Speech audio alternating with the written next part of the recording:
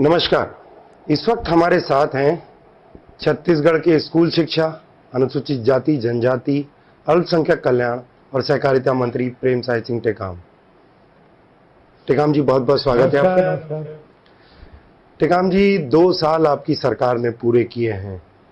School शिक्षा आपके पास है, काफी सारे चुनौतियों के बीच में गुजरना पड़ा। सबसे पहले तो बात करेंगे, क्या खास उपलब्धियां रही ये 2 सालों में? 2 साल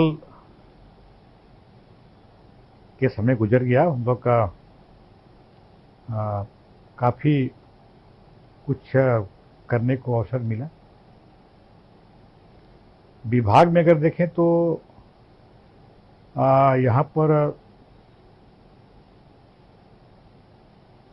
प्राइवेट स्कूल के फीस का नियंत्रण हमेशा हर विधानसभा सत्र में और जितने हमारे जनप्रतिनिधि हैं सबके सामने एक मुद्दा रहता था कि प्राइवेट स्कूल के में जो बच्चे पढ़ते हैं उनके पेरेंट्स का शिकायत रहता है कि फीस अधिक ली जा रही है। जी। क्योंकि हमारे यहाँ ऐसा कोई नियम नहीं था कि उसमें फीस नियंत्रण किस तरह से किया जाए, और इसकी लगातार लोगों में मांग भी की जा रही थी।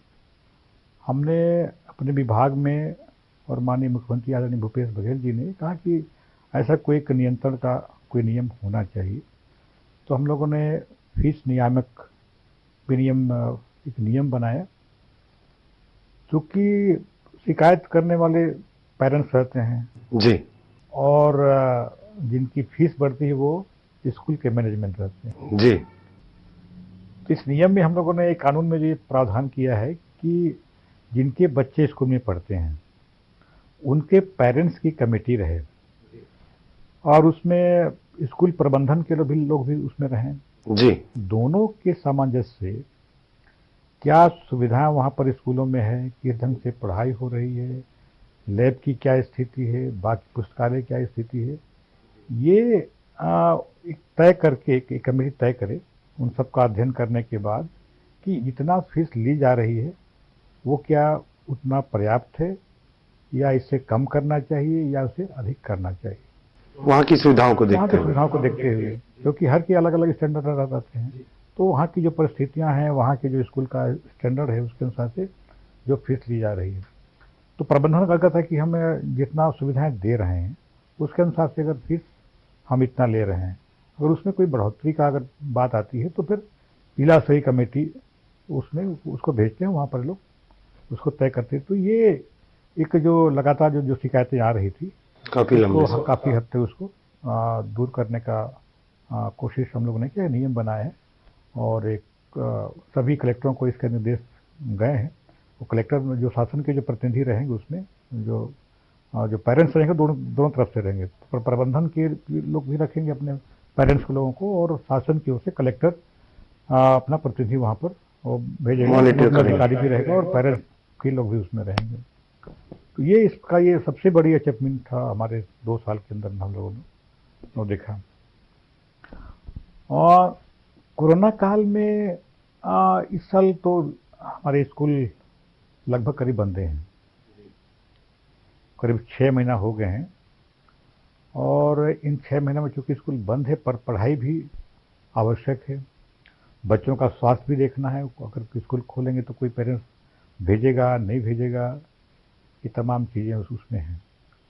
तो हम लोगों ने वैकल्पिक व्यवस्था के तौर पर ऑनलाइन पढ़ाई की इसमें हम लोगों ने व्यवस्था किया, और 7 अप्रैल 2019 को मुख्यमंत्री जी के द्वारा एक लॉन्च हुआ, यहाँ पर ऐप बना, और उसमें जितने भी हमारे अच्छे टीचर हैं उनका पंजीयन उसमें हुआ, बच्चों का पंजीयन हुआ कि कौन लोग इसमें पढ़ सकते हैं अपने एक रिकॉर्ड के लिए। तो लगभग उसमें 22 लाख बच्चों का पंजीयन हुआ और 2 लाख के आसपास करीब टीचरों का पंजीयन हुआ, और वो लोग अलग अलग विषयों के अलग अलग समय में ग्रुप बना के उसको पढ़ाई करेंगे, और उनका कोर्स मटेरियल भी रहेगा, ऑडियो भी रहेगा, वीडियो भी रहेगा, तमाम चीज़ें की बातें उसमें रहेंगी ताकि बच्चों की पढ़ाई किसी प्रकार की प्रभावित ना हो। हालांकि भारत सरकार ने कहा कि अगर राज्य शासन अगर चाहे तो स्कूल को खोल सकता है, लेकिन समान परिस्थिति होने पर सभी के सुझाव लेने के बाद पेरेंट्स के भी और स्कूल के जो हेड हो, प्राचार्य, हेडमास्टर, इनके भी अ, अ, सहमति लेने के बाद स्कूल खोल सकते हैं। फिर हेल्थ हेल्थ की भी गाइडलाइन कि वहाँ पर उनको हर देखो। स्कूल का एक अलग से एसपीओ बनाया जाए, वहाँ पर कितने दूर में अस्पताल है, क्या है, नहीं है। इसमें कुछ राज्यों ने शुरू किया, लेकिन जैसे शुरू किया था वैसे उनको बंद करना पड़ा। तो हम बंद लोगों ने कहा कर कि भैया जब जब स्थिति सामान्य होगी तभी इसको हम लोग बन सकते हैं, क्योंकि कहाँ से कोई पढ़ाने आ रहा है, कोई जी। बच्चा कहाँ से आ रहा है, वो संक्रमित नहीं होना चाहिए। तो संक्रमण काल में तो केवल हम ऑनलाइन पढ़ाई हम लोगों ने शुरू किया, और काफ़ी इसका रिजल्ट भी अच्छा देखने को मिला। काफ़ी जो राष्ट्रीय स्तर के पत्र पत्रिकाएं, नीति आयोग, सब ने इसकी तारीफ की कि अच्छा पढ़ाई हो रहा है, पढ़ाई तुम्हार द्वार, पढ़ाई तुम्हार पारा, लाउड स्पीकर, बुलटू के बोल, कई नवाचार भी। कई लोग तो पूरे वैन को एक स्कूल बना लिए हैं, कई लोग अच्छा। मोटरसाइकिल से अपने एलसीडी को बांध के गांव में जाते हैं और तो यही मैं बात कर रहा था कि कई क्षेत्रों में अगर ऑनलाइन शिक्षा शुरू हुई, जहां खासकर दूरस्थ अंचल है, बस्तर है, ऊपर सर क्या बेल्ट है उत्तरी क्षेत्र का, तो वहां पर कैसी व्यवस्थाएं की गई पढ़ाने के लिए जहां नेटवर्क नहीं था? जिससे नेटवर्क जहाँ है तो एक ऑनलाइन पे अंदर पढ़ाई हो रही है। जहाँ नहीं है, जी। जहाँ नहीं है तो वो चाहे रायपुर का हो, चाहे बस्तर का हो, सरगुजा का हो, वहाँ पर पढ़ाई तुहर पारा, पढ़ाई पारा तुहर तुम्हार पारा, पारा जी, तो छत्तीसगढ़ी। छत्तीसगढ़ी में तो वहाँ स्कूल के जो टीचर हैं वहाँ पे जा रहे हैं, और वहाँ के जो भी संसाधन है, किसी के सामुदायिक भवन है या जी। मंदिर का परिसर है या अच्छा कोई पेड़ है या कोई किसी ने अपना घर का बरामदा दे दिया है, आंगन बच्चे दिया जब मैं हुआ। भी देख रहे कि वो, और वहाँ पर वो लोग बैठ के दूर दूर में मतलब फिजिकल डिस्टेंसिंग का पालन करते हुए वहाँ पर, हाँ, वहाँ पर पढ़ाई हो रहे हैं। वहाँ पर उनके होमवर्क भी दिए जा रहे हैं, होमवर्क भी हो रहा है, उसका जांच भी हो रही। तो ये पढ़ाई तुहर पारा। और बुलटू के बोल में ये है कि मान लीजिए आपका जो हमारे जो बड़े मोबाइल हैं उसमें तो नेटवर्क रहेगा तो काम करेगा उसमें, जी। लेकिन जैसे अपन लोग किसी गाने को उसमें रिकॉर्ड कराते हैं, रिकॉर्ड करके ब्लूटूथ के माध्यम से उसको अपलोड करते हैं दूसरे फ़ोन में। तो वो ऐसी स्थिति में जो हमारे कोर्स मटेरियल है तो ब्लूटूथ के माध्यम से उसके छोटे मोबाइल में उसको अपलोड कर देंगे, और वो घर में जाके जब चाहे उसका रिवीजन उसको कर सकता है। जी जी। वो मतलब उसमें टाइम नहीं कि हमारा अभी अभी इस विषय का पढ़ाई हो रहा है, आप घर में हो कि नहीं हो, तो वो तो जब चाहे जी, अपनी सुविधा के अनुसार वो उसका। कई बार गांव में ये होता है कि मोबाइल एक है, पढ़ने वाले दो हैं, पढ़ने वाले तीन हैं, तो ऐसी स्थिति में जब उनको आवश्यकता रहेगी कि घर में काम करने का घर में आ गए, उसके बाद वो अपना ये लोग करते हैं। और कई लोगों ने नवाचार किया, ये बड़ा बड़ा अच्छा ये लगा कि नवाचार में कोरिया के एक कोई मिस्टर लोधी हैं, उन्हें अपने एक टीवी को मोबाइल उसमें मोटरसाइकिल में बांध लिया, और बांधने के बाद जिस पारा में जाता है वहाँ पर और वहीं उसको पढ़ाता है उसको बच्चों को। जी, नवाचार आपने जैसे अभी शब्द यूज किया, पूरे छतरी बना लिया है और घंटी बांध दिया है, जिसे गांव में जाएगा घंटी बजाएगा, पूरे बच्चे आ जाते हैं, वहाँ एकत्रित हो जाते हैं। किसी के बरामदा में बैठ के फिर अपना वहाँ से शिक्षा वहाँ से पढ़ाता है। और कई लोग ठेले में पढ़ा रहे, ठेले में अपना उसको रख लिए, टीवी को रख लिए हैं, वो किसी मोहल्ले में जाते। तो इसमें नवाचार भी देखने को बहुत मिला कि लोगों के जो जज्बा है पढ़ाने की, कि हम बच्चों को पढ़ाना चाहते हैं, और खास करके इस पीरियड में वो है बड़ा जोखिम वाला काम कि कोरोना का समय है, किसी मॉल में जा रहे हैं, किसी मिलेंगे, लेकिन उसके बावजूद भी ये लोग शिक्षा के प्रसार के लिए लोगों ने इनिशिएटिव। और इसमें कई संस्थाएं भी इसमें आई, जो दूसरे जो लोग हैं, काफ़ी इसमें योगदान भी उनका रहा है। एक एनजीओ जो हेल्थ का जो देखता है, क्या नाम उसका भूल रहा हूँ उसका, तो वो लोग भी बस्तर में ये लोग काफ़ी प्रयास किए। बस्तर में एक आधो कार्यक्रम में मैं गया था वहाँ पे, तो उन्होंने एक कि हम इतने हम पढ़ाएंगे, मतलब कुछ भी पढ़ाएंगे, मतलब वो लोगों को ये था कि बच्चों को कुछ भी एक दिन में पढ़ना ही है, इतना उनकी पढ़ाई का जो ज्ञान का लॉस है वो नहीं हो, उसकी लॉस खत्म, वो लॉस ना हो, उनको कुछ भी मतलब एक दिन में पढ़ाना है, तो कोर्स के प्रोसीजर के जो वो उसमें पढ़ा रहे हैं। तो ये अच्छा है। और इसमें पूरे हिंदुस्तान में एक संस्था है जिन्होंने इसका आकलन किया कि अगर ऑनलाइन पढ़ाई सब जगह पूरे राज्यों में हो रहा है। छत्तीसगढ़ में जैसा मैंने कहा कि नीति आयोग उन्हें भी वो अच्छा वो किया, तारीफ किया। राष्ट्रीय स्तर की जो पत्र पत्रिकाएं हैं उसमें भी अच्छा इसमें आया। तो एक संस्था है जिन्होंने एक सबका सर्वे किया, और सर्वे करने के बाद छत्तीसगढ़ को एक नेशनल अवार्ड मिला इसी इन सब कार्यक्रमों के चलते हैं जी। हमारी तो बड़ा अचीवमेंट है कि हम इस कोरोना काल में भी बच्चों को पढ़ा पा रहे हैं। इस बीच एक नया फैसला सरकार ने लिया जो आज तक बहुत कम हो पाता, कि 100 अंग्रेजी माध्यम के सरकारी स्कूल खोलने का फैसला लिया। ये किस तरह से हो पाया? देखिए, इसमें क्या होता है कि हमारे छत्तीसगढ़ में जो पढ़ने वाले बच्चे हैं उनमें प्रतिभा की कमी नहीं है, केवल उनको हमको अवसर देना है। तो इसलिए हम लोगों ने, हमारे मुख्यमंत्री जी ने कहा कि हमारे स्वास्थ्य और शिक्षा इस पर ज़्यादा फोकस होना चाहिए और अच्छी पढ़ाई की व्यवस्था होना चाहिए। आज जो प्राइवेट स्कूल में मतलब लोग भागते हैं, क्यों भागते हैं? कि वहाँ अंग्रेजी की पढ़ाई होती है, टाई और फलाना और ढिकाना उनका जो वो रहता है, उसके वो जो गरीब भी है, मध्यम वर्ग भी है, वो भी अपना बच्चों को स्कूल में भेजता है, लेकिन वहाँ के फीस इतना रहता है कि लोग उसको एफर्ट नहीं कर पाते, है ना। वो फिर आएंगे कि हमको फीस अधिक लग रहा है, उसको माफ़ कर दिया जाए, हम बच्चों को पढ़ा नहीं पा रहे हैं, ये कर रहे हैं। तो उसकी पूर्ति शासकीय स्तर पर हो जी। हमारे सरकारी ऐसे स्कूल बने जहाँ पर इस प्रकार की पढ़ाई हो सकता है। तो अभी हम लोगों ने 52 स्कूल जी पूरे राज्य में 52 स्कूल का चिन्हित किया है। 52 स्कूल का हम लोग ने अभी पढ़ाई हो, इसकी व्यवस्था अभी हम लोगों ने कर रखा है। उसके एक तो 2 कारण है उसके। एक तो जो मध्यम वर्ग है वो भी अपने बच्चों को उस अंग्रेजी माध्यम से पढ़ाए, उसकी फीस भी नहीं रहेगी, फ्री में उसकी पढ़ाई होगा। और दूसरा, जो हमारे फील्ड में जो काम करते हैं अधिकारी कर्मचारी जो काम करते हैं, वो क्या हमेशा उनका वो रहता है कि हमको शहर के आसपास ट्रांसफ़र करवाते हैं। उसके लिए पूरा फोर्स उनका रहता है कि हमको वहाँ ट्रांसफ़र। क्यों? कारण क्या है? तुम्हारे बच्चों का एजुकेशन जी नहीं है, तो उनके लिए भी सुविधा रहेगा कि भाई आपके बच्चे के अनुकूल वहाँ पर शिक्षा की व्यवस्था है। और ये नहीं कि जो सरकारी कर्मचारी है वो सरकारी स्कूल नहीं पढ़ाते हैं। ये भी एक कई तरह की बातें उठती हैं कि जो सरकारी कर्मचारी हो और सरकारी स्कूल में नहीं पढ़ाते। तो अगर उस स्टैंडर्ड का रहे, वो स्कूल रहेगा, तो निश्चित रूप से चाहे वो टीचर हो या कोई भी अधिकारी हो, अपने बच्चों को वहाँ पढ़ाया गया और मध्यम वर्ग के और गरीब के बच्चे भी वहाँ पर पढ़ पाएंगे। ये हम लोगों ने इसके लिए शुरुआत किया। और मुख्यमंत्री जी ने कहा कि इसमें अभी तक क्या फिटिंग रहा है उसमें।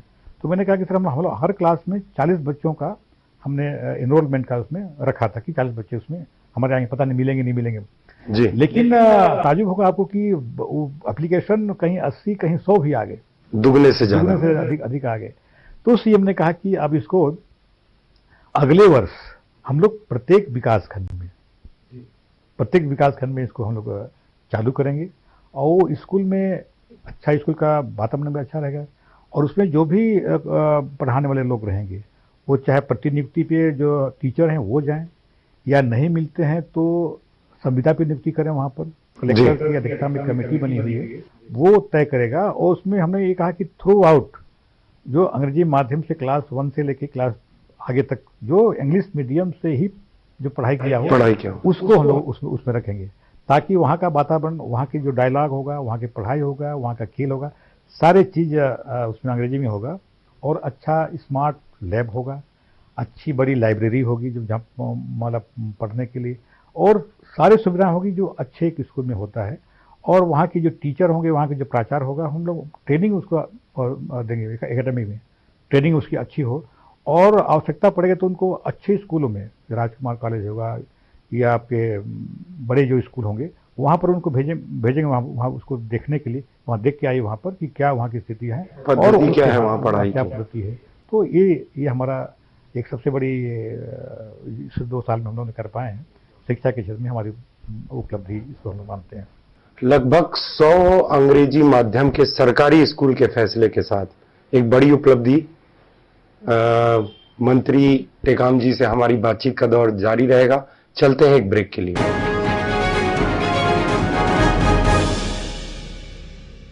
ब्रेक के बाद आपका स्वागत है। मंत्री जी, एक प्रश्न जरूर पालकों के मन में है। शिक्षा की बात चल रही थी, स्कूल बंद है, ऑनलाइन शिक्षा, लेकिन एक प्रश्न हमेशा उठ रहा है कि स्कूल कब खुलेंगे।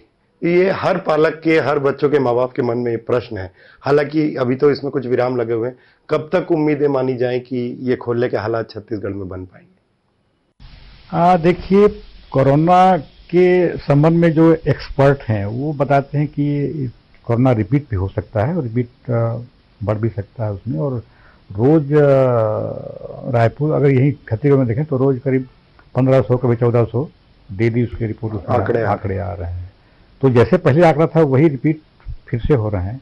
तो ऐसी परिस्थिति में स्कूल हम लोग खोलेंगे और बच्चों का सुरक्षा भी हमको देखना है जी। कि हमारे अभी आजकल सभी सीमित बच्चे वाला परिवार है, तो कोई भी ये रिस्क नहीं लेगा कि हम अपने बच्चों को वहाँ पर स्कूलों में भेजें और फिर वहाँ पे स्कूलों में फिर पूरा सफाई और ये तो करना ही पड़ेगा। लेकिन जहाँ से टीचर वहाँ पढ़ाने के लिए आएंगे उसमें गाइडलाइन में ये है कि भारत सरकार ने कहा कि अगर राज्य सरकार अगर चाहे तो अपने राज्य में स्कूल खोल सकती है, परंतु उसमें यह है कि जब भी स्कूल खोलेगा ऑनलाइन पढ़ाई तो कंटिन्यू रहेगी, वो तो प्रायोरिटी पे रहेगा। दूसरा ये कि जहाँ से स्कूल पढ़ाने के लिए टीचर आएंगे वो भी संक्रमित नहीं होना चाहिए जी। और बच्चे जहाँ से पढ़ने आ रहे हैं वो भी संक्रमित नहीं होना चाहिए। हर स्कूल का एक अलग से एसपीओ बनता है जी। कि क्या वो बनना चाहिए। अटेंडेंस का कोई सवाल नहीं रहे कि बच्चा आ रहा है कि कभी दो भी बच्चा है तो भी अगर स्कूल खोलते हैं तो अटेंडेंस का कहीं कोई उसमें नहीं है कि पूरा जीरो रहेगा तो भी स्कूल उसमें जो भी वहाँ पे आज पूरे सबका जांच होगी, जांच करने के बाद उसको अंतिम उसमें दिया जाएगा। और जो स्कूल के हेड ऑफ द स्कूल हैं, प्राचार्य हैं या हेडमास्टर हैं, उनकी भी सहमति आवश्यक है। तो ऐसी परिस्थिति में कई राज्यों ने शुरू किया इसको, हरियाणा ने शुरू किया, दिल्ली ने शुरू किया, यूपी ने शुरू किया, लेकिन जैसे शुरू किया वैसे उनको बंद करना पड़ा। आज जानकारी मिली है कि मध्य प्रदेश में 10वीं और 12वीं की क्लास को शुरू किया है, लेकिन देखते हैं उसमें क्या उसका रिजल्ट क्या आ सकता है। तो जो हम लोगों ने कहा कि लोगों ने ये कहा कि सर कि जब सामान्य परिस्थिति बनेगी तभी स्कूल का संचालन ठीक से हो सकता है। फिलहाल अब अभी छत्तीसगढ़ में स्कूल अभी तो बंद रहेंगे। अभी तो 10वीं और 12वीं की परीक्षाओं के फॉर्म भरने की तिथि और बढ़ा दी गई, किस वजह से बढ़ाई गई और कब तक परीक्षाएं संभव नहीं? अब वो ऑनलाइन पढ़ाई हो रही तो उसमें तो हम देख ही रहे हैं कि जो पढ़ाई हमने कोर्स को भी कम किया है। कोर्स को कम करने के बाद हर मंथ का अलग अलग कोर्स बनाया है हम लोगों ने, मंथ वाइज। और जो भी मंथ में जो पढ़ाई होता है अगले मंथ में उसके एक अंतरिम मूल्यांकन उसको हम लोग करते हैं। और चूंकि कोरोना का संक्रमण अभी कम नहीं हुआ है, जैसे कम होगा बिल्कुल उनका पंजीयन का हम लोग उसमें कराएंगे। और 10वीं और 12वीं चूंकि बोर्ड परीक्षा होगी, हमारा भी ध्यान उसमें है कि कैसे उसके एनरोलमेंट हो, कैसे उसके एग्जाम हो, किस प्रकार से हो सकता है, लेकिन बच्चों को कोई नुकसान न हो इस बारे में बिल्कुल हम लोग सतर्क हैं और उसको करेंगे हम लोग। सहकारिता आप देखते हैं, कार्यकर्ताओं का ये मन में उत्साह है। पुराने मंडी अध्यक्ष बैठे हुए हैं, मंडी के चुनाव ड्यू हैं, उनके मन में भी प्रश्न है। 15 साल बाद सत्ता में आई है, मंडी चुनाव होना चाहिए, कब तक उम्मीद माने? दो अलग अलग बातें हैं। मंडी भी धान खरीदी होती है, वो मंडी अलग है मंडी, और वहाँ भी चुनाव होंगे, पर चुनाव से पहले उसको देख लेंगे क्या परिस्थितियाँ वहाँ पर है, किन लोगों ने के वहाँ पर अभी है, कितनी उसका कार्यकाल है, उसको कार्यकाल कितना उसका वो देख लें। दूसरा आपने कहा कि सहकारिता के हमारे जो लोग हैं, हम लोगों ने किसानों को जहाँ पर धान की खरीदी होती है, किसान जहाँ पर कर्ज लेता है, जहाँ पर बीज लेता है, जिनमें किसानों का एक ऑफिस टाइप का होता है, चोरी दामन का साथ किसानों और सहकारी समिति को रहता है। अभी आप लोगों ने देखा कि पहले हमारे सहकारी समिति 1333 समितियां थी, उसको हम लोगों ने बढ़ाकर 2059 किया है, ताकि लोगों को अधिक दूर अपना जो उनकी जरूरत की चीजें हैं वो चाहे वो खाद का हो, चाहे बीज का बीज हो, हो। चाहे धान बेचने का हो, चाहे पैसा निकालने का हो, ये अधिक दूर न जाना पड़े। तो किसानों के हित के लिए उनको जो कार्य क्षेत्र है उसको छोटा किया गया, कहीं कहीं बहुत लंबे लंबे थे उसमें, और ये सभी कार्यकर्ताओं की जो सहकारिता क्षेत्र में जुड़े हैं वो सबके अनुरूप और किसानों के हित के लिए ये हम लोगों ने उसको उसके कार्य क्षेत्र को छोटा किया है, ताकि किसान को किसी प्रकार की कोई दिक्कत ना हो। इसमें भी चुनाव इसमें भी चुनाव होंगे, लेकिन चुनाव अभी जो कि धान खरीदी अभी चल रहा है, और धान खरीदने के बाद उसकी प्रक्रिया होगी और निश्चित रूप से इसमें भी चुनाव हम लोग कराएंगे। धान खरीदी के मुद्दे को लेके या उसकी तारीखों को बढ़ाने को लेके विपक्ष हमेशा हल्ला मचाता रहता है। क्या लगता है धान खरीदी की जो नियत तिथियां हैं वो किसानों के लिए उपयुक्त है या विपक्ष का आरोप सही है? विपक्ष का भी इतने साल तक शासन यहाँ पे रहा। धान खरीदी की जो लोग घोषणा किए थे कि हम 2100 रुपया धान क्विंटल धान खरीदेंगे, 300 रुपया हर साल बोनस देंगे, लेकिन किसानों के साथ हमेशा छल किए। उनके पास समय था, अगर वो भी चाहते तो जितना हम आज दे रहे हैं 2500 रुपया प्रति क्विंटल के हिसाब से उनके खाता में जा रहा है। कुछ बाध्यताएं हैं भारत सरकार की कि अगर आप इसे जो हमारा एमएसपी है, हमारा जो समर्थन मूल्य है, वही उसी में खरीदेंगे। अगर उससे अगर अधिक में खरीदेंगे तो हम आपका चावल एफसीआई में जो लेते हैं वो नहीं लेंगे। तो हम लोगों ने कहा कि ठीक है भाई, हमको चूंकि किसानों को देना है तो हम लोगों ने आपके जो समर्थन मूल्य है उसी में खरीदेंगे, लेकिन जो अंतर की राशि हम दूसरे मत से आपको देंगे, लेकिन किसानों को जो हम वायदा किए हैं वो तो हम पूर्ति करेंगे। जहां तक रही सवाल कि कब खरीदेंगे, अभी चूंकि इस समय देखिए बहुत कोरोना काल में कई दिक्कतें भी आई। जो बोरा हम लोग जो खरीदते हैं आपके जूट कमिश्नर से, वो भी फैक्ट्री बंद रहा है। तो जब बोरा अगर नहीं रहेगा, व्यवस्था अगर नहीं रहेगी, अब हम धान खरीदी शुरू कर देंगे, अब अव्यवस्था फैलेगी तो फिर हमारे ऊपर आएगी। तो पूरी चुस्त व्यवस्था हो जाए।